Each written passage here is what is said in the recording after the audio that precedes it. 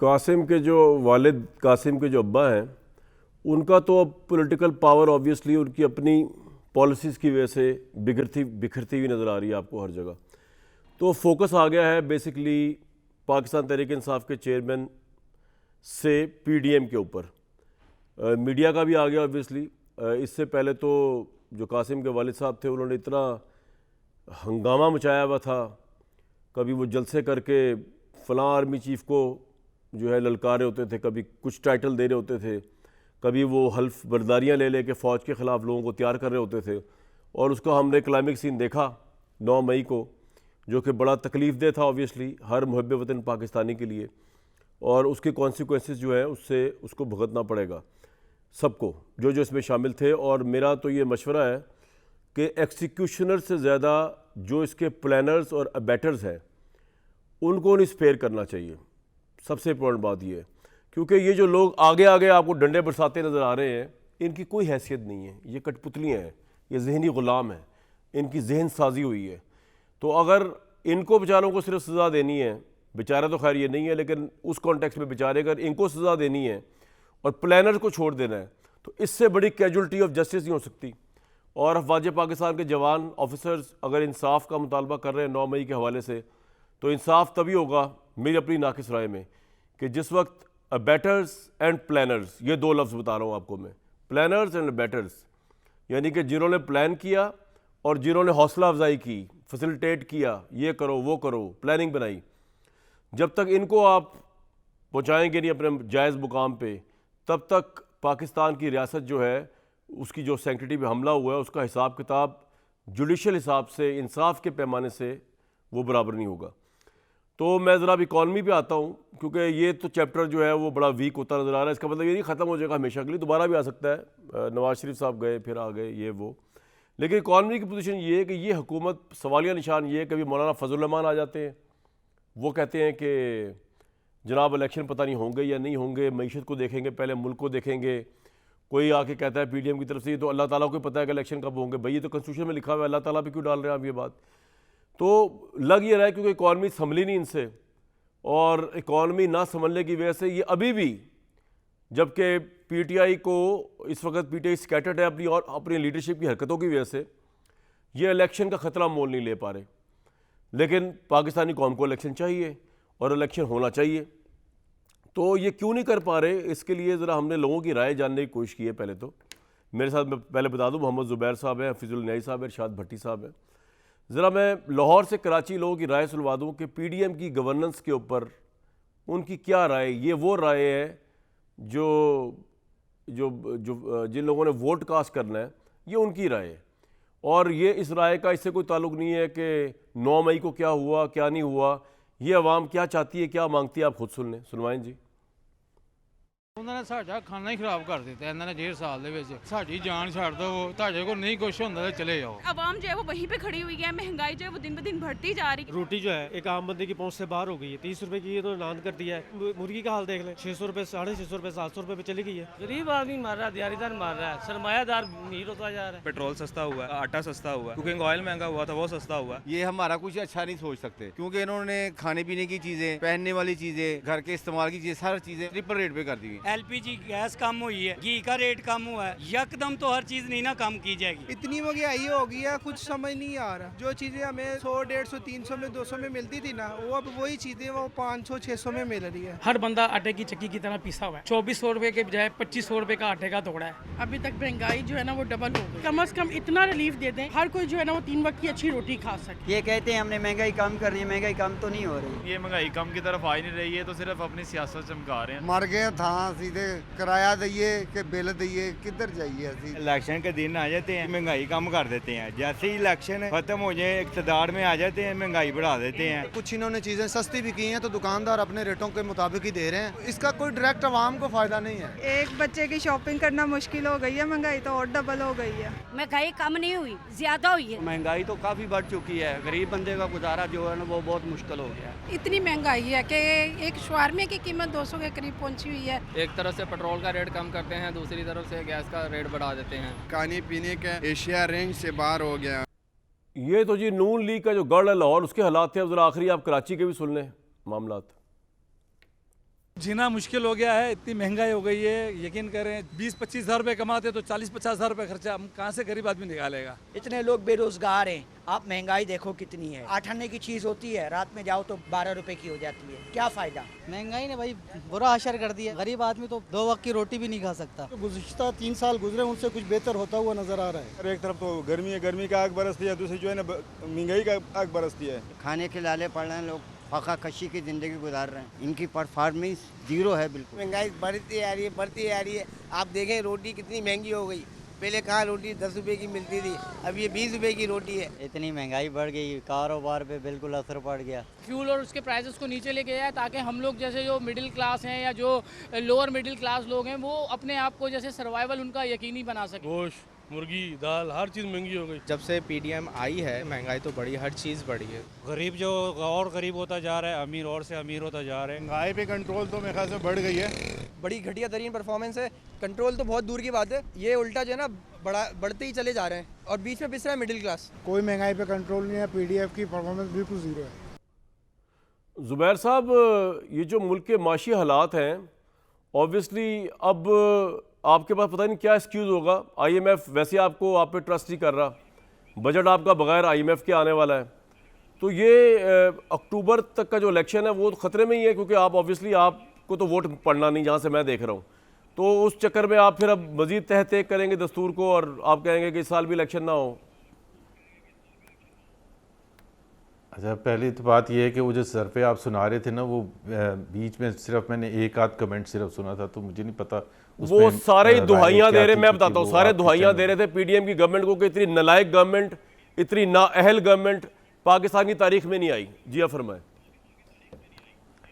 आपने पूछा ही उन लोगों से होगा जो पीडीएम के अगेंस्ट होंगे, जिस वक्त इमरान खान के दौर में हम उसकी धज्जियां उड़ाया करते थे उनकी इकॉनमी की, उस वक्त तो आपने बात कर दी, उस वक्त तो आप क्लैप करते थे, कामरान वाह कमाल कर दिया आपने अवामी सर्वे। बहरहाल ज़ुबैर साहब, मैं कुछ कहूँ या ना कहूँ, ये अवाम की राय, आप माने या ना माने, खल्के खुदा की राय है। अच्छा, नहीं, मैं ऑन अ सीरियस बेसिस, पहली बात तो ये है कि बिल्कुल महंगाई है, क्योंकि नंबर्स बता रहे हैं कि महंगाई है, और मेरा नहीं ख्याल है हुकूमत में कोई इस चीज़ को डिनाई कर रहा है। लेकिन उसकी जो रीज़न्स है कि क्वेश्चन ये है कि अगर पीटीआई की हुकूमत रहती तो क्या इतनी महंगाई होती, इससे ज़्यादा होती, इससे कम होती, और क्या हुकूमत के पास जो इक़दामात अभी वो उठा रही है, अभी आपने देखा पेट्रोल प्राइसेस, क्योंकि इंटरनेशनल प्राइसेस बढ़ी, डीवैल्यूएशन हुआ, वो 2 रीज़न्स थी जिसकी वजह से महंगाई में ज़्यादा इजाफा हुआ था।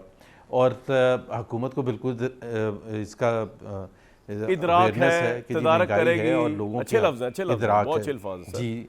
अभी बजट आएगा तो आप देखेंगे, अभी बजट आएगा। मैं तो समझा था आप May 9 के रोज़ आप May 9 के बारे में बात, जब मेरी बारी आई कासिम के अब्बा की बात करने के लिए, तो आपने आज का मौजूद कासिम के अब्बा पे आप बात कर लें, मुझे कोई प्रॉब्लम नहीं है, आप करें, आप खुल के करें, इसका भी जवाब दें, उसका भी जवाब दें, क्या कहना चाह रहे हैं आप बताएं, क्योंकि इसका तो जवाब ज़ुबैर भाई, इसका जवाब आपके पास नहीं है।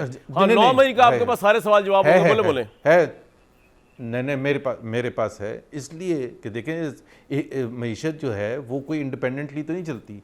इतनी एक्सट्रीम पोलराइजेशन हो, पूरे ये जो आप कह रहे थे ना कि किसने प्लान किया और किसने बेट किया, वो तो एक एस्पेक्ट है, बट मेरी नज़र में ये पूरे साल का जो सरमाया था ना इमरान खान का तकरीरों का, एक मेरा ख्याल है एक बेचारा पकड़ा गया था उधर, उसने कहा ही यही है कि भाई हमारे दिल में जो नफ़रत बिठाई गई थी तो वो तो 9 में होना था या 9 जून को होना था, कुछ ना कुछ तो होना था इस किस्म का। जब आप इतना गुस्सा, इतनी शदीद नफ़रत अपने लोगों में, तो उस माहौल में, मैं उधर ज़्यादा नहीं जाना चाहता, बट उस माहौल में कामरान मईशत को कैसे मतलब सहारा मिल सकता है? इन्वेस्टमेंट क्यों आएगा? मतलब देखे ना, अगर इकॉनमी जब महंगाई होती है वो तो अल्टीमेट नतीजा होता है बहुत सी चीज़ों का। अगर इन्वेस्टमेंट होगी, अगर फैक्ट्रियाँ चलेंगी, अगर सब कुछ कारोबार सही चल रहा होगा, तो फिर महंगाई खुद ब खुद कम होनी शुरू होगी। लेकिन अगर माहौल ऐसा है कंट्री में कि जिसमें इतना एक जंग की कैफियत है, तो वहाँ कौन इन्वेस्टमेंट करेगा, वहाँ कौन सरमाया लगाएगा? और अगर वो नहीं लगाएगा तो फिर अनएम्प्लॉयमेंट भी होगी, फैक्ट्रियाँ भी बंद होंगी, महंगाई भी होगी। प्रॉब्लम ये है कि जितने लफ्ज़ आप बोल रहे हैं ना, extreme polarization, investment related to political instability, आप बता दें इसमें गलत कौन सा? नहीं, मैं कह रहा हूँ I can fully understand what you are saying, लेकिन पाकिस्तान का आम आदमी आपको माफ़ करने को तैयार नहीं है। आप लोगों की जमानतें जब्त होने जा रही हैं जहां से मैं तो देख रहा हूं। आप अगर इस ये बार कह रहे हैं इलेक्शन कि हो वो गया। हमें नहीं देगा कामरान, अगर वो हमें वोट नहीं देगा तो वो पीटीआई को देगा। पीटीआई को तो आपने अभी अपने इंट्रोडक्शन में वैसे ही डिसमिस कर दिया कि वो तो खत्म हो गए हैं। वो तो हो फिर सकता किसको है, देगा वो हो वोट? सकता है जिन लोगों ने आपको आगे जो है वो फेस करके खुद एंजॉय किया ना, यानी पाकिस्तान पीपल्स पार्टी, हो सकता है वो उनको दे दे, हो सकता है वो जमात इस्लाम। मेरा ये मतमा नज़र नहीं है। आपका प्राइम मिनिस्टर है, आपका वजीर खजाना है, मैं आपसे पूछ रहा हूँ, आपका जो है वो शहबाज स्पीड है, उन्होंने आके सारे मिरेकल्स करने थे, उन्होंने कहा था इन बुरे हालात से निकालेंगे। सवाल आपसे होना है, आपका प्राइम मिनिस्टर, आपकी लेगेसी, और सुना मियाँ नवाज शरीफ साहब फैसले करते हैं सारे बाहर से, आपका मुझे कहता है ट्राइंगल ऑफ पावर वो आपकी है, वजीर खजाना, prime minister, super prime minister मियाँ मोहम्मद नवाज शरीफ साहब। आपसे सवाल होगा ना, पीपल्स पार्टी से होगा और पीटीआई से तो बिल्कुल भी नहीं होगा। उनसे क्यों होगा अब इस इकोनॉमिक बदहाली का? नहीं, हमारे से सवाल होगा और हमें जवाब, इसमें कोई गलतफहमी हमें नहीं है कि हमारे से सवाल नहीं होगा। और पाकिस्तान मुस्लिम लीग चूँकि PMLN लेड गवर्नमेंट है, तो उसको आप जो भी कहें कि जरदारी साहब ने गन पॉइंट पर तो नहीं हमें कहा था कि आप कौन कौन सी कुर्सी पर आपको बैठे। शौक था हमने प्राइम एक मिनिस्टर खुद बनने तय का, किया पता है था वो तो, हमें उनके बचपन से बचाव। शौक था, पैदा होते ही शौक था। नहीं, एक कामरान, इसमें शौक की बात नहीं होती। जो भी पॉलिटिक्स में होता है दुनिया भर में, सिर्फ पाकिस्तान में नहीं, वो पॉलिटिकल पावर गेन करने के लिए होता है, उसमें कोई शर्माने की तो बात नहीं होती। We are there because we want to compete. Sir मैं तो एक बात में हैरान हूँ जुबैर साहब, मैं एक बात में हैरान हूँ कि एक हवस होती है ना, हवस। प्राइम मिनिस्टर आपके बन गए, इतनी हवस है आप लोगों को ताकत की कि आपने उनके बेटे को जो है CM पंजाब बना दिया। मैं तो हैरान हूँ कि कोई हवस की आखिर भी है, कोई एंड है, कोई आप इतने आप लोगों की पार्टी नैली है कि आपके पास इनके अलावा कोई बंदा ही नहीं है। मतलब हैरान कुन बात है वैसे ये। अब इसमें भी आपके पास ऐसा आर्गुमेंट होगा कि कमाल है वैसे। हाँ दें मुझे पता, बहुत अच्छा आर्गुमेंट, बहुत अच्छा जी। नहीं बिल्कुल है। हमजा शहबाज, आपको पता है कि वो जब अप्रैल में नो कॉन्फिडेंस की तहरीक चल रही थी, तो उस दौरान में परवेज़ इलाही साहब ने, जिनको हमने तय कर लिया था कि वो चीफ मिनिस्टर के हमारे कैंडिडेट होंगे, उन्होंने लास्ट मोमेंट पर अपना रास्ता चेंज कर लिया। जब उन्होंने लास्ट मोमेंट पर रास्ता चेंज कर तो लिया आपने कहा हमजा के अलावा और कोई नहीं है, 200 या पंजाब असेंबली में सिर्फ हमजा है। उस नहीं तो वोट भी तो चाहिए होते ना, 180 लोगों के वोट भी तो चाहिए थे। तो आपके पास कोई फिक्र नहीं थी कि वोट कौन लेके आएगा। इस अहल नहीं था PMLN के पास कि वो हमजा के अलावा खड़ा करते तो 180 वोट ना मिलते। हमजा को मिलने थे सिर्फ, क्योंकि he is the son of the great Sharif family. Right समझ आ गया। नहीं, he is not because of that, because he is entrenched in Punjab politics since 2002। वो समझते हैं, सबसे मिलते हैं, वो उस वजह से। और इसमें देखें ना, अब कोइंसिडेंस है, या तो आप मुझे ये कहें कि फलाने बंदे, बहुत हमारे यहाँ अच्छे लोग हैं जो चीफ मिनिस्टर बन सकते थे, और आइंदा भी मेरा ख्याल है बहुत पॉसिबिलिटीज़ हैं, बहुत ऑप्शंस हैं हमारे पास। नहीं सर, आपके पास और कोई ऑप्शन नहीं है। शुक्र करें सिंध के अंदर कोई शरीफ फैमिली का नहीं है, वरना आपने कभी गवर्नर नहीं लगना था। लेकिन एनी हाउ भट्टी साहब, बात ये है कि ये कासिम के अब्बा का तो वाइंड अप हो रहा है और उनकी अपनी हरकतों की वजह से हो रहा है। इसमें तो आप उससे एग्री करते हैं। आप और मैं हमेशा कहते रहे हैं कि इनके सियासी हरीफ, इन्होंने ज़ुबैर साहब को चुनते, बिलावल भुट्टो साहब को चुनते तो बात थी, इन्होंने पाकिस्तान के सालमियत के इदारे पे हमले किए, हलफ लिए, जहन साजी की। ज़ुबैर साहब की इस बात की मेरे नज़दीक इतनी सिग्निफिकेंस नहीं, इनकी तो पॉलिटिकल पॉइंट स्कोरिंग है ना। आप और मैं तो पॉलिटिकल उससे मुबर्रा होकर कह रहे हैं कि वी कंडेम इट, कि जो हो रहा है, जो हुआ है, इनको तो सूट करता है। अच्छा तहरीक इंसाफ और नीचे जाए, हम तो इस वजह से नहीं कह रहे, हम तो तहरीक इंसाफ की एज अ पार्टी भी इज्जत करते हैं। तो एक तो मुझे भट्टी साहब ये बताइए कि इकॉनमी पे आने से पहले कि ये जो शाह महमूद साहब आगे ज़रा सुन लें, उन्होंने इंसाफ का झंडा उठा लिया है। क्या शाह महमूद जो है वो किसी भी तौर पे ऑल्टरनेटिव हो सकते हैं और इकट्ठा कर सकेंगे पीटीआई? इससे पहले कि आप इसे कमेंट करें और फिर मैं इकॉनमी में भी आपकी राय लूँगा, सुन लें ज़रा जो इंसाफ का झंडा उठाया शाह साहब ने, वो क्या है? Bhatti sahab, PTI under Shah Mahmood Qureshi, what is the future? भाईजान, ये डिपेंड करता है सुबह की ज़मान पार्क की मीटिंग पर, शाह महमूद कुरैशी और कासिम के अब्बा की मीटिंग। कासिम के अब्बा का एक प्रॉब्लम है कि वो इनसिक्योर होते हैं, इसलिए उन्होंने बड़े ओहदों पर छोटे लोग लगाए। हालांकि वो टीम बेहतर करते, 15 तकर्रियाँ थी टोटल, कर जाते तो हिट हो जाते।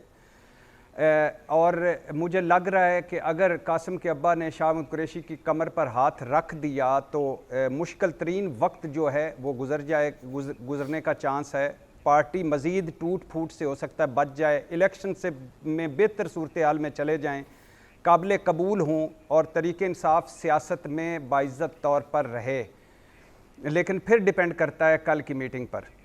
तो दूसरी आपके बात ख्याल ये में है सर भाईजान कल की मीटिंग में शाह महमूद जब मिलेंगे तहरीक इंसाफ के चेयरमैन से, तो क्या वो क्या बात होगी जिसपे तहरीक, एक ही बात हो सकती है कि तहरीक इंसाफ के चेयरमैन जिसपे उनको मना कर दें, वो ये कि शाह महमूद कहें कि भाई आपने बड़ी गलतियां की हैं, फ़ौज के ख़िलाफ़ बयानिया बनाया, फ़ौज के ख़िलाफ़ लोगों की जेन साजी की, फ़ौज के ख़िलाफ़ लोगों को वर्गलाया, तो आप उसके ऊपर कोई माजरत करें, कोई पीछे हटे, कोई लोगों को समझाएं कि नहीं ऐसा नहीं है। वो तो ऑब्वियसली तहरीक इंसाफ के चेयरमैन ने फ़ौरन वीटो कर देना है। और क्या वजह हो सकती है आपके ख्याल में जो वो शाह महमूद की बात नहीं सुनेंगे? नहीं, अच्छा कामरान भाई, मेरे पास कुछ और इतलात हैं कि कासिम के अब्बा के दोस्त से मेरी बात हुई तो वो कह रहे थे कि वो 3 चीज़ों पर बड़े परेशान हैं। पहली चीज़ कि उन्हें कौमी असम्बली से नहीं निकलना चाहिए था, सूबाई असम्बलियाँ नहीं तोड़नी चाहिए थी। दूसरी चीज़ कि ये जो बयानिया उन्होंने ज़्यादा, वो कहते हैं कि मैं रेड लाइन क्रॉस कर गया, और 5 लोग जब उन्होंने पीटीआई छोड़ी, 5 लोगों ने, तो वो हैरान रह गए कि ये मुझे क्या क्या मशवरे देते थे और मैं क्या। और तीसरी बात कि वो मुज़ाकरात या दरमियान का रास्ता या शाह महमूद कुरैशी या परवेज़ खटक इन चीज़ों पर सोच रहे हैं। लेकिन फिर एक मरतबा कह दूँ भाईजान, ये जो गली मोहल्लों में ये तो मैं और आप करते ही रहे हैं कि कासिम के अब्बा 3.5 साल या अब वो तो बकौल मुस्लिम लीग और पीडीएम निकम्मा नाहल नालायक थे, और कासिम के अब्बा इस वक्त 9 मई के शर्मनाक दिन के बोझ तले दबे हुए हैं, वो तो छोड़ दीजिए।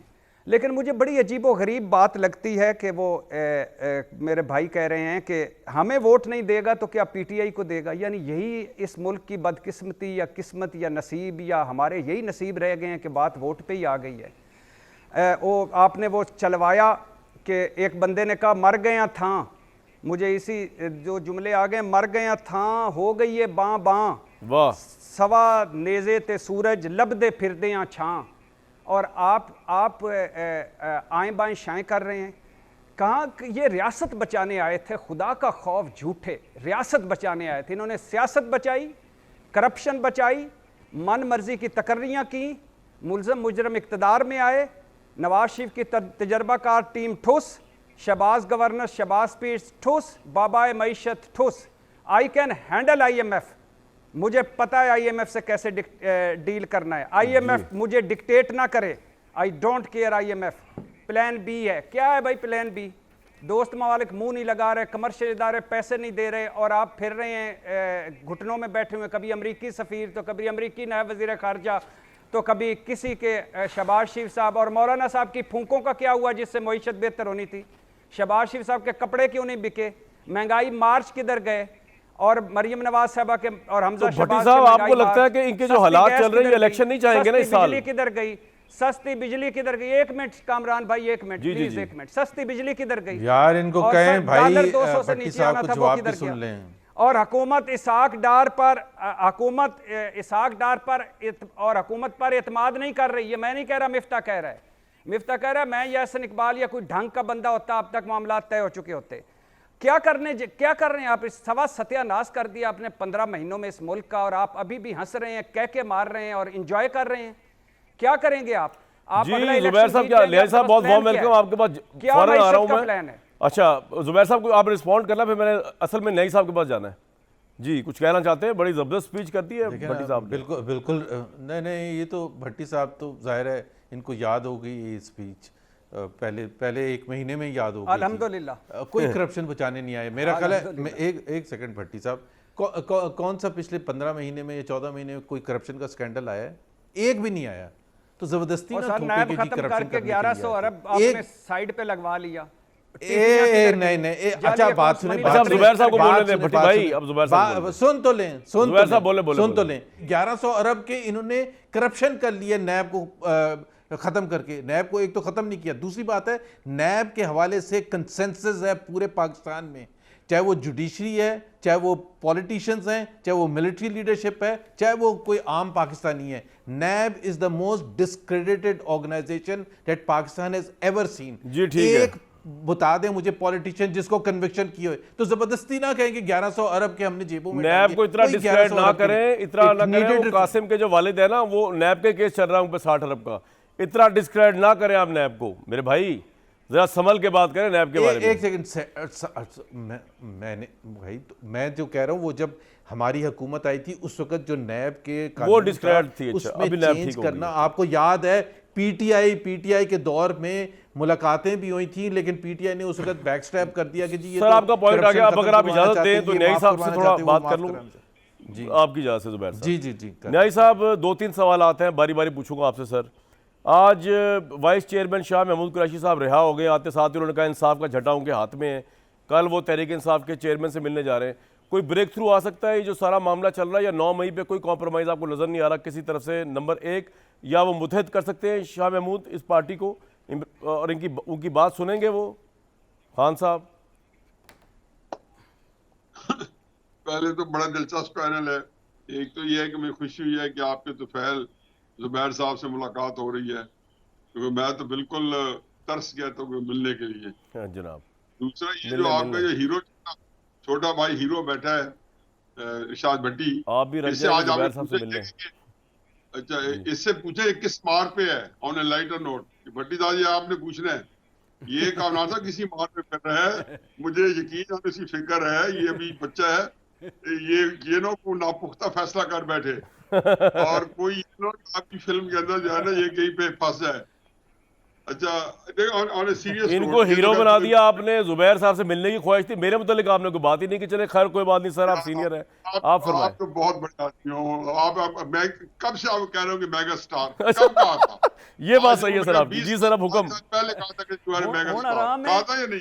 सर कहा था आपने, कहा था न्यायी साहब, और मैंने आपको सच्चा साबित कर दिया न्यायी साहब। जी सर, जी आप न्यायी साहब को सुनेंगे। बनाते हो कामरान भाई। No doubt. अच्छा ऑन ए सीरियस नोट, जी बढ़िया चुप करके बैठे रहना। आपको पता है मेरी मोहब्बत तुम्हारा रिवाइव की है, उसमें कोई रखना नहीं आना चाहिए। ये ना हो कि लोगों को फिर शक पड़ जाए कि हम लड़ पड़े हैं। हम लोगों ने मानना जी नहीं। अच्छा देखें, ये बात यह है कि शामिद कुरैशी साहब ने पिछले साल तो नहीं 2021 में अपने जो फैमिली के जो उर्स मुबारक के बहादुर ज़करिया साहब के उर्स मुबारक पे एक बड़ी खूबसूरत बात की थी। उन्होंने फरमाया था कि बहुत जल्द आपके भाई, हालांकि वो भाई नहीं थे, मुर्शद थे वहां पे, बहुत जल्द आपके भाई जो है उनके नारे कराची से लेके चित्राल तक लगेंगे। तो तब भी मैंने एक कहा था, उसी दिन को हम प्रोग्राम कर रहे थे, मैं कहा डर उस वक्त से जब भाई के नारे कराची से लेके चित्राल तक लगने हैं। ये हमारी सियासी बातों की बदकिस्मती है कि उनके जो लीडरशिप के नीचे जो 15-20 जो लोग होते हैं वो एस्टैब्लिशमेंट के साथ बड़े ही जिसको कहना चाहिए एटीज होते हैं, उनके साथ उनके तल्लुकात बेहतर होते हैं। भुट्टो साहब से लेके और आज तक यही एक कहानी है, यही एक दास्तान है। बल्कि भुट्टो साहब क्या, जब ख्वाजा नाज़मुद्दीन बेचारे को डिसमिस किया गया था तो बोगरा की सारी कैबिनेट देके A to Z वही थी जो नाज़मुद्दीन साहब की कैबिनेट थी, वो उनको निकाल के और उसके बाद जो है यहाँ पे इनको ले लिया गया, उसी कैबिनेट को। बाकी ये जी कि 9 मई का बोझ शाह महमूद साहब बिल्कुल नहीं उठाएंगे, उठाना चाहिए भी नहीं है। ठीक 9 मई वाक्य को अहम वाक्य है, ये बेहम है, एक ऐसा वाक्य है कि यकीन मेरी हकीकत ये है कि इसको ये पाकिस्तानी जो जिसको कहना चाहिए कि रियासत पाकिस्तान के लिए एक ऐसी वजह नज़ा है कि इसके असरात ना ख़त्म होंगे, रियासत जो अंडरमाइन होगी इसके साथ हमेशा ही इसके ये एक बिल्कुल एक ऐसा साथ बोझ उठा के हमें चलना है कि मुझे तो बड़ी तकलीफ होती है कि ये हमारे साथ हो क्या गया। 4-5-7 दिन में जो उन्होंने एक जेस्चर दिए या बयानात दिए, उसे जिसको कहना चाहिए कि जख्मों पे सिर्फ नमक पाशी करने के अलावा कुछ नहीं किया। बाकी तहरीक इंसाफ का कोई बंदा भी 9 मई का बोझ उठाएगा। अब बात गेम क्या हो रही है जी? गेम सिर्फ नहीं हो रही है कि एस्टैब्लिशमेंट के अंदर चॉइसेस उनके पास बहुत कम है। ये जुबैर साहब की पार्टी जो है ये इररेलेवेंट हो चुकी है। देखो जुबैर साहब से जैसा बंदा, जब हमदा शहबाज साहब, जिनको मैं खुद जाती तौर पे बहुत ही बड़े शरीफुल नफ्स आदमी है, हकीकत में पसंद है, लेकिन मेरी पसंद का मतलब है कि मैं पंजाब को वज़ीर आला बना दूं। और ये मैं यकीन से कहता हूं कि इनके दिल के अंदर फरोले, ये लोग कोई भी इस बात में मुत्तफिक नहीं होगा। और ये चीजें इन पे ठोंसी जाती हैं। ये हमारी पार्टियों का एक वो है, उसमें ये नहीं है कि मियां नवाज शरीफ साहब की यही ख्वाहिश होगी, लेकिन इनके खसूसन मुस्लिम नून के अंदर अरेंजमेंट ऐसी है कि वहां लीडरशिप की यकसुई आज भी नहीं हो सकी।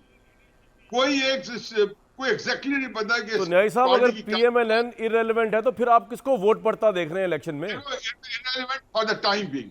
मेरा वोट को भूल है ना, मुझे तो नहीं पता कि मैं वोट दे भी पाऊंगा या नहीं दे पाऊंगा, और ये जब इलेक्शन होंगे उसका पता ही मैं जिंदा भी हूंगा या नहीं हूंगा, वो तो एक और बात है। एक आपने एक और नया टॉपिक छेड़ दिया।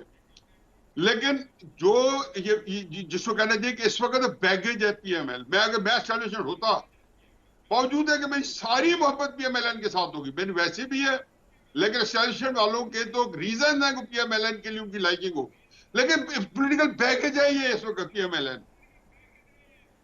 ये आपने बड़ी अमेजिंग बात की है कि PMLN is a baggage right now for everyone, for establishment as well as probably for the voters as well. Niazi sahab के साथ बातचीत हमारी जारी रहेगी और जुबैर साहब के साथ भी, भट्टी साहब के साथ भी। तो फिर इलेक्शन अगर होते हैं तो कौन सी पार्टी का पलड़ा भारी हो सकता है, ये बड़ा अहम सवाल रहेगा। एक हवा बनती है ना, पहले वो तो वोट तो पड़ता ही है, लेकिन हवा भी एक बनती है, पोल्स होते हैं, ये बड़ा इंटरेस्टिंग रहेगा क्योंकि तहरीक इंसाफ जिसका 70% का था वो, उसके 300 से ऊपर लोग तो टिकट होल्डर्स जो है, एमएनएस एमपी एक्स जो है वो जा चुके हैं। ऑब्वियसली अपने साथ वो लोगों को भी लेके जा रहे हैं, पार्टी की तंजीम भी नहीं है, ऑर्गेनाइजेशन भी नहीं है, तो फिर कुर्रा फाल कहाँ निकलेगा। और अगेन मेरा सवाल यही है कि इतनी बैड इकॉनमी के अंदर ये पीडीएम की गवर्नमेंट इलेक्शन करवाएगी इस साल या नहीं? एक ब्रेक के बाद जी।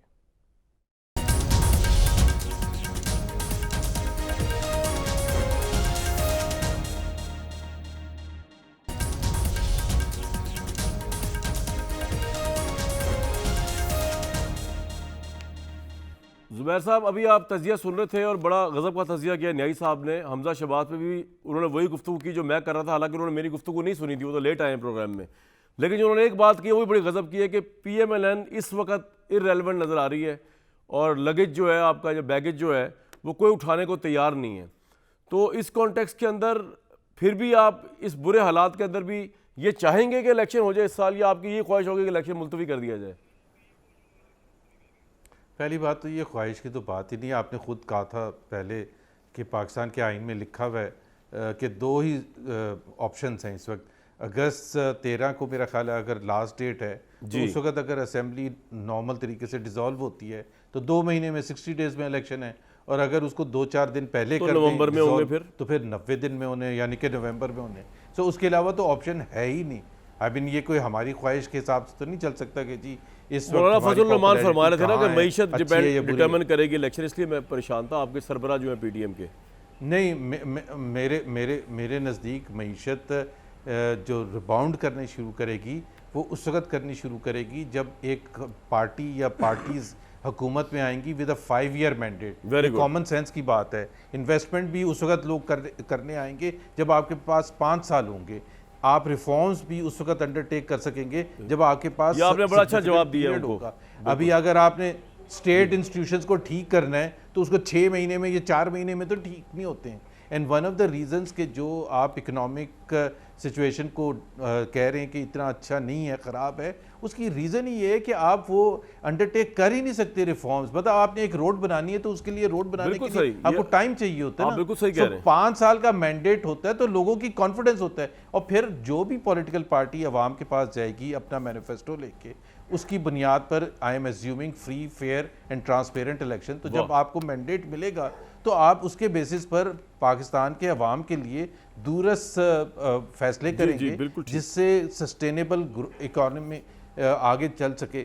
वरना तो ऐसे इसको डिले करने से तो मेरा नहीं ख्याल है आज तो बड़ी करनी शुरू कर देगी। दस्तूरी गुफ्तगू की आपने, वेरी गुड। अपना भट्टी साहब, जो जुबैर साहब फरमा रहे हैं करनी चाहिए, गैर दस्तूरी तो करनी ही नहीं चाहिए। करनी नहीं चाहिए, कर देना चाहिए गैर दस्तूरी काम। ये आपकी बात सही है। अच्छा भट्टी साहब, ये बातें तो बड़ी आईनी कर रहे हैं आज जुबैर साहब। देखें ना कितनी उन्होंने खूबसूरत बातें की कि दस्तूर में लिखा हुआ है कि अगर 2 महीने में इलेक्शन तब होगा, अगर असेंबली मुद्दत पूरी कर लेगी 3 महीने में तब होगा। ये फूल झड़ रहे हैं आज जुबैर साहब के मुँह मुबारक से। तो बातें तो बड़ी चाहिए कर रहे हैं, लेकिन आपको ये लगता है कि गिवन देयर सर्कमस्टेंसेस और जिस तरह मौलाना फजल रहमान जो इनके पीडीएम के सरबराह हैं, जिस तरह गू मगू की कैफियत उन्होंने तारीख की हुई है मईशत को जोड़ जाड़ के, ये इलेक्शन करवा देंगे इस साल? हो जाएंगे इलेक्शन या आपको लगता है कि नहीं काम लंबा ही है? देखिए भाईजान, मौलाना साहब वो शख्सियत थे जो 3.5 साल इलेक्शन के लिए सड़कों पर थे और सब कुछ जाली था। इक़्तिदार में आया, सब कुछ असली हो गया। और मौलाना साहब भी वो शख्सियत बने जिन्होंने कहा कि सारों को एक्सटेंशन मिलती है तो हमें 1 साल क्यों नहीं एक्सटेंशन मिल सकती। और मौलाना साहब भी वो शख्सियत हैं कि जो इस निज़ाम में जरदारी साहब से भी ज़्यादा खोए मलाई वाली चीज़ें खा रहे हैं और सारा मुस्लिम लीग नून पे बोझ पड़ा हुआ है। और दूसरी बात यह है कि नहीं, मुझे नहीं लगता, नवाज शरीफ साहब की ख्वाहिश भी नहीं है, मरियम नवाज साहबा की भी, और शहबाज शरीफ साहब की भी, मुझे लग रहा ऐसा, मैं अभी बताता हूँ, उसकी वजह बताता हूँ। तो ऐसा लग रहा है कि इलेक्शन, देखे ना, 2 सूबों के इलेक्शन भी 90 दिन में होने थे, नहीं हुए ना। तो अब मुझे लग रहा है, ऐसा लग रहा है कि 8 अक्टूबर को इलेक्शन होना मुमकिन नहीं दिखाई दे रहा है। दूसरी बात जो न्याजी साहब ने की और जो ज़ुबैर साहब ने की और जो आपने की, अब सवाल ये पैदा होता है कि इलेक्शन कब होंगे, यानी हतमी सूरत-ए-हाल क्या बनती है, इलेक्शन कब होंगे। सवाल ये पैदा होता है कि कासिम के अब्बा कहाँ होंगे, किस साल में होंगे। सवाल ये पैदा होता है कि तरीक़े इंसाफ किस हालत में होगी। सवाल ये पैदा होता है कि ये जो नई धड़ाबंदियाँ बन रही हैं, ये इन धड़ाबंदियों की हतमी शक्ल कैसे होगी। सवाल ये भी है कि साउथ पंजाब का जो पका हुआ फल है वो किसकी झोली में गिरेगा, और जरदारी साहब क्या कर पाते हैं और जहांगीर तरीन साहब क्या आपको लगता है कि पीटीआई के लोग जो टूट के जा रहे हैं, अगर तहरीक इंसाफ के चेयरमैन उनके साथ नहीं भी है, लेकिन वो कुछ वोट बैंक सिग्निफिकेंट तोड़ के लेके जा रहे हैं साथ? नहीं, बिल्कुल भी नहीं। इस वक्त बिल्कुल सूरत-ए-हाल बदल गई है भाईजान। गली मोहल्लों में जाएं, वोट कासिम के अब्बा का है। यानी इस वक्त सारा वोट उनका है, और एक जो उनके साथ है वो उनके साथ ही है, नंबर 1। नंबर 2 ये है कि ये जो इस मर्तबा इलेक्टेबल्स भी वो वाले नहीं रहे जो है, क्योंकि बहुत ज्यादा सियासत इतनी तकसीम, ठीक है सर, आपका पॉइंट आगे भी इलेक्टेबल्स भी उतने नहीं रहे। ठीक है सर, ये कह रहे हैं कि वोट जो है ना, जाने से फर्क नहीं पड़ता, तहरीक इंसाफ के चेयरमैन या कासिम के अब्बा जो चाहे कह लें उनको आप, भाई वोट उनका। न्याय साहब एग्री करते हैं कि जो टूट के लोग जा रहे हैं इससे फर्क नहीं पड़ा तहरीक इंसाफ को, और जिसको खड़ा कर देंगे अब्बा जी वो वही इलेक्शन जीतेगा। एक बात और इसका भी जवाब दे दें कि कासिम के अब्बा कहाँ और किस हाल में होंगे, इससे डिटर्मिन होगा कि इलेक्शन इस साल हो रहा है या नहीं हो रहा, और आपके ख्याल में किस हाल में और कहाँ होंगे वो अनकरीब। न्याय साहब देखिए जी, क्राइसिस ये है कि मैं तो कोई बात जो है ना इसको इस तरीके से जो है भट्टी साहब ही रख सकते हैं, लेकिन चंद चीज़ें यहाँ हैं। इमरान खान साहब का वोट बैंक अभी तक मुतासर नहीं हुआ, होना चाहिए भी नहीं, क्यों हो। तारीख में किसका हुआ है? नवाज शरीफ साहब का हुआ है। मेरा ख्याल है नवाज शरीफ साहब के साथ तो इस पाकिस्तान की तारीख में जो ज़्यादती हुई है, मुझे तो उसके साथ की मिसाल नहीं मिलती कि आप सारे मीडिया को लगा दें। जियो अगर कोई थोड़ी बहुत सपोर्ट करता या कोई और करता था, जो चैनल करता था उसको हाथ रोड़ देते थे। इमरान खान साहब को तो 1 साल जो मीडिया मिला इमरान खान साहब की 26 साल सियासी जिंदगी में, ये मीडिया इमरान खान साहब को कभी नहीं मिला था। ये सही कह रहे हैं। लेकिन नवाज शरीफ साहब का क्या था, वजीर आजम थे और मीडिया उनको नहीं दिखाता था। उनके वजीरों के प्रेसी वजीर इत्तलात थे और उनका तस्वीर दिखाना मना थी। वजीर आजम पाकिस्तान के वजीर आजम थे, और केबल वाले जो थे डिप्टी कमिश्नर से हिदायत नहीं ले रहे होते थे, किसी और जगह से उस जिले के अंदर ले रहे थे। छोटे छोटे उन्हें जो ऑफिस बने, सैटेलाइट ऑफिस बने हुए थे। तो नवाज शरीफ के साथ तो जो बेईमाना सलूक हुए, मेरा ख्याल है आज अगर ये इस गारत गरी के अंदर पड़े हुए हैं तो ये अल्लाह ताला की बेआवाज़ लाठी है कि आपने एक बंदे को बगैर किसी वजह से, कि आपने इस नमूने को, हीरे को इंस्टॉल करना था, और उसकी देखें कि 5 साल बाजवा साहब की गोद में बैठ के वो उस पर शर्मसार नहीं है, माफ़ी नहीं मांगी। 8 महीने का बड़ा खलक है जी। 8 महीने बाजवा साहब ने मेरे साथ बड़ी जाती की कि जिनके खिलाफ पॉपुलैरिटी हासिल की थी उनके यहाँ they don't forget, they don't forgive, पहली बात। दूसरी बात है कि इलेक्शंस की तो आपके प्रोग्राम में पहले भी कह चुका हूँ हजूर, ये सारी चीज़ें इसके कुछ ज़मीनी हक़ाइक़ होते हैं। जो कुछ करना है आपने ज़मीन पे फेंकना है, और ज़मीन कौन सी? पाकिस्तान का खित्ता अर्जी। उसके अंदर वहाँ पे आया ये पनप सकेगा या नहीं पनप सकेगा? ये इतना बदकिस्मत मुल्क हम ऐसी स्टेज पे लेके आए हैं जिनके अंदर एक टोला था जराइम पेशा लोगों का। ये पूरा जराइम पेशा लोगों का टोला था जो पाकिस्तान को इस नहज पे लेके आए हैं कि आप एक पाकिस्तान के अंदर आईन प्रैक्टिस नहीं कर सकते। हकीकत है कि इन ऑल फेयरनेस मुझे सारे जिसको कहना चाहिए वसाइल हो, और मुझे क्या 90 दिन के अंदर इलेक्शन करा दें, जैसे कि पिछले दिनों पंजाब और केपी असेंबली के बारे में एक बहस शुरू थी। 90 दिन का इलेक्शन न्याय साहब, अगर कासिम के जो वालिद हैं उनको मिलिट्री एक्ट में धर लिया गया तो उसका क्या इंपैक्ट होगा? क्विकली बता दें, मैंने ब्रेक लेनी है। उनको मिलिट्री एक्ट में धर लिया गया, देखिए जी उसका कोई इंपैक्ट नहीं होगा। उनके दिल से वो कैसे उचाट होगा, कैसे उनको उतारा जाएगा, उसका हिसाब किताब पाकिस्तान की 70 साल तारीख में आज तक नहीं हुआ।